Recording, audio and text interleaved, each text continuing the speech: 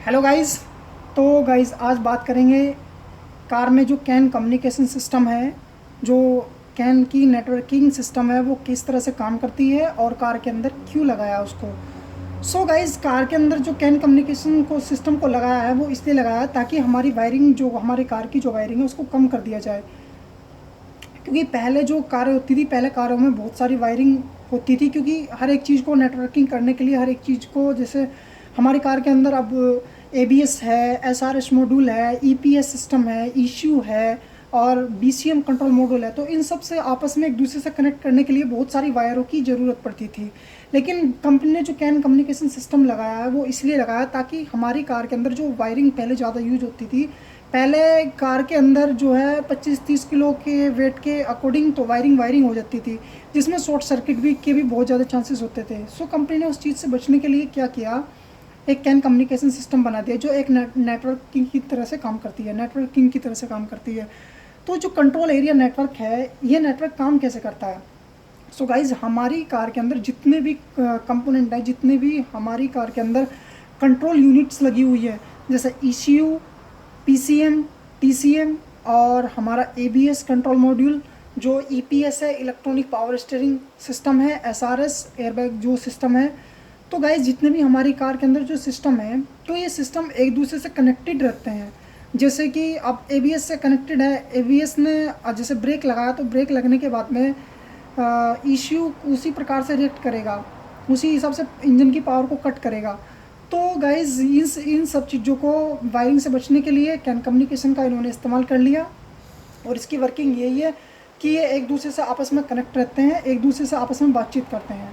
तो can communication जो है ये एक सिग्नल भेजता है, जो एनालॉग फॉर्म में सिग्नल भेजता है। जो हमारे जो कंप्यूटर्स होते हैं, ये एक एनालॉग फॉर्म में जो है हमारा जो डीटीसी होता है उसको भेजते हैं। कोई भी सिग्नल जो आता है वो एनालॉग में आता है। तो कैन कम्युनिकेशन कैन सिस्टम क्या करता है, उसको डिजिटल फॉर्म में कन्वर्ट करके हमको भेजता है, हमको दिखाता है। तो गाइज़, मैं कुछ बात करूँगा कुछ इनके डायग्राम के बारे में। जो हमारी जो 16 पिन का कनेक्टर है वो कनेक्टर किस तरह से होता है, कौन कौन सी इस पर वायर गई हुई हैं किस तरह से। और गाइज़, जो हमारी कैन कम्युनिकेशन होती है उसमें दो वायर का यूज़ किया गया है, एक कैन हाई और एक can low. So can high के वोल्टेज होते हैं 2.5 से 3.5 के बिटवीन होता है, इन्हीं के बीच में उसमें सप्लाई चलती है, जो करंट होता है। और जो लो है, जो कैन लो की जो वायर है उसके अंदर होते हैं 2.5 से 1.5 तक के वोल्टेज होते हैं। सो गाइज, इसके अंदर दो रेजिस्टेंस भी लगे हुए होते हैं जिनको हम गोस्ट रेजिस्टेंस बोलते हैं। तो वो रेजिस्टेंस क्या काम करते हैं, जब हम कार का इंजन ऑफ करते हैं तो ऑफ करने के बाद में जितने भी हमारे ईसीयू के अंदर या एबीएस के अंदर या किसी भी चीज़ के अंदर जो कैपेसिटर, जो कुछ चीज़ें ऐसी लगी होती हैं जिनके अंदर करंट अब्जॉर्व रह जाता है, करंट रह जाता है, तो उसको करंट को ख़त्म करने के लिए इन्होंने दो रेजिस्टेंस लगाया जिनको गोस्ट रेजिस्टेंस के नाम से जाना जाता है। तो वो रेजिस्टेंस जो है करंट को ख़त्म कर देते हैं, लाइन के एक तरह से ईट खा जाते हैं उसको, करंट को। सो गाइज, तो कैन कम्युनिकेशन सिस्टम एक दूसरे से कनेक्टेड करता है, एक दूसरे तक की जो बात को पहुंचाता है। और कैन कम्युनिकेशन ये चीज़ डिटेक्ट करता है, लाइक इशू ने कोई सिग्नल दिया, या इशू को कोई सिग्नल आया तो कैन कम्युनिकेशन देखेगा, अगर वो इशू का सिग्नल है तो वो इशू को देगा, अगर एबीएस के लिए सिग्नल आया तो एबीएस को देगा। तो वो ये चीज़ इनको आपस में बांटता है। तो गाइज़, मैं कुछ बात करूँगा ये किस किस तरह से कनेक्टेड रहते हैं।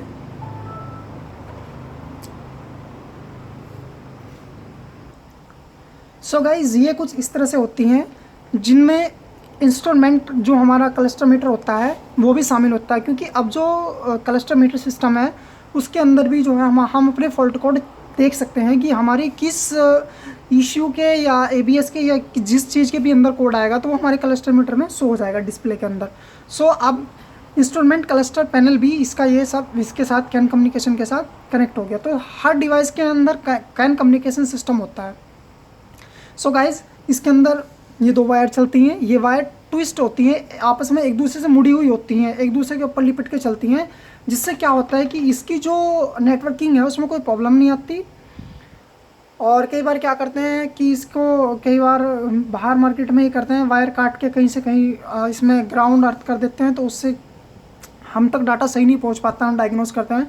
सो गाइज चलिए देखते हैं इसमें। सो गाइज ये जो OBD2 है गाइज, ये इसका एक कनेक्टर है, इसकी ये दो पिन, दो वायर ये जाती हैं OBD कनेक्टर पे। सो गाइज ये चलती कैसे कैसे हैं गाइज, एक हमारे पास ये TPMS सेंसर है, वो सॉरी TPMS सिस्टम है, TPS कंट्रोल मॉड्यूल है।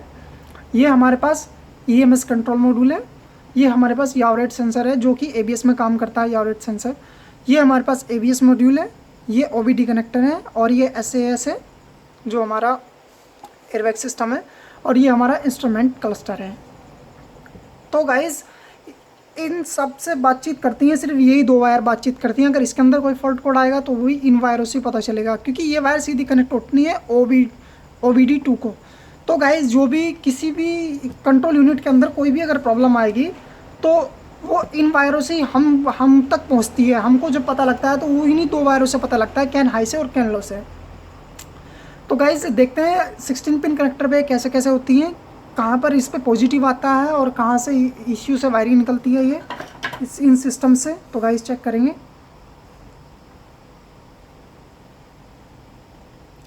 ओके सो गाइज़ ये हमारा 16 पिन का कनेक्टर है। इस कनेक्टर में एक ये सीधा बैटरी से वायर आई, यहाँ पर इसने एक 5 एम्पर का फ्यूज़ दिया और ये सीधा डायरेक्ट आ गई नंबर 16 पिन पे। तो गाइज़ नंबर 16 पिन पे ये वायर है, ये सप्लाई है बैटरी से, डायरेक्ट सप्लाई है, लेकिन इसके बीच में एक फ्यूज है। कई बार अगर फ्यूज उड़ जाएगा तब भी हमारा कम्युनिकेशन नहीं होगा किसी भी इश्यू के साथ। हम अपनी OBD या अपना कोई टेक सेंटर कार के अंदर लगाएंगे तब भी वो कम्युनिकेशन नहीं होगा। तो गाइज़ एक इसके अंदर ये बैटरी से डायरेक्ट वोल्ट होता है। गाइज़ इसके अंदर दो ग्राउंड होते हैं, ये आप देख सकते हैं, ये ग्राउंड है। तो गाइज़ इसके अंदर ये दो ग्राउंड होते हैं नंबर 4 पिन पे, और कौन सी पिन है नंबर 5, 4 और 5 ये दो पिन हैं, इन दोनों पे ग्राउंड चलता है गाइज़। तो गाइज़ ये दो पिन है कैन कम्युनिकेशन की, कैन हाई की और कैन लो की। ये ट्विस्टेड वायर हैं, ये दोनों जाती हैं हमारी 14 पिन पे, नंबर 14 और नंबर 8 आई थिंक, इसमें साफ नहीं दिखाई दे रहा गाइज़। और गाइज़ ये तीन जो वायर आ रही हैं, ये वायर आ रही है, एक तो ये आ रही है SRS से, SRS सिस्टम यानी कि जो हमारा एयरबैग सिस्टम है। एक ये ICM से आ रही है। जो BCM होता है, जो बॉडी कंट्रोल मॉड्यूल होता है, बॉडी कंट्रोल मॉड्यूल को हम जो है ICM से भी जानते हैं, इंटेलिजेंट कंट्रोल मॉड्यूल।